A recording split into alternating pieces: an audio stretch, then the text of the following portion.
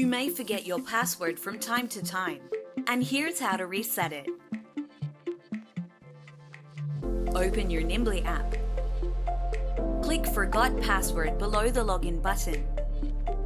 Enter your registered work email and then press the Submit button. In a second, you will get an email with instructions on how to reset your password. Open the email and click the link attached. Please be aware that the link will expire in 30 minutes. You will be redirected to the Nimbly app to enter your new password. Enter the new password you wish to use. To confirm, retype the password you just entered and then click Submit. Done!